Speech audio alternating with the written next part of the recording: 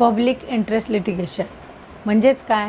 पब्लिकचा interest ज्याच्यामध्ये आहे त्यासाठी केलेलं लिटिगेशन. लिटिगेशन म्हणजे काय? तर दावा किंवा केस.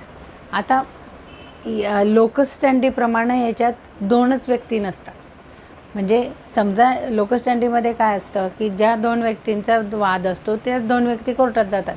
परंतु पब्लिक इंटरेस्ट लिटिगेशनमध्ये large number of group of people असतात किंवा लार्ज नंबर ऑफ पीपल आहेत, त्यांचे राईट्स व्हायोलेट झालेत किंवा त्यांना इनकन्व्हिनियन्स आहे, इनजस्टिस आहे, तर याच्यासाठी थर्ड पर्सन की ज्याचा त्या केसमध्ये काहीच इंटरेस्ट नाही, पण third person as a social worker किंवा त्या गरीब लोकांना किंवा ज्यांचे राईट्स व्हायोलेट झाले आहेत यांच्यासाठी तो दावा करेल. म्हणून त्याला म्हटलं आहे की पब्लिक इंटरेस्ट लिटिगेशन म्हणजे थर्ड पर्सन त्या एका large number of group of पीपलला जो काही त्यांना फायदा व्हावा म्हणून जो दावा दाखल केला त्याला म्हणायचं पब्लिक इंटरेस्ट लिटिगेशन.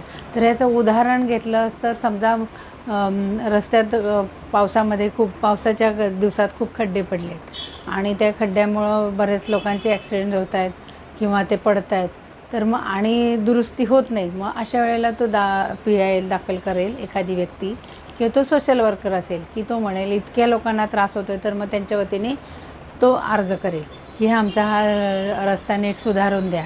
किंवा आता मजूर लोकांची केस आहे एक की त्यांना इतके कमी कॉन्ट्रॅक्टमध्ये कॉन्ट्रॅक्ट असा होता जास्त पैशाचा, परंतु त्यांना बॉन्डेड लेबरसारखं त्यांना पैसे कमी दिले जात होते.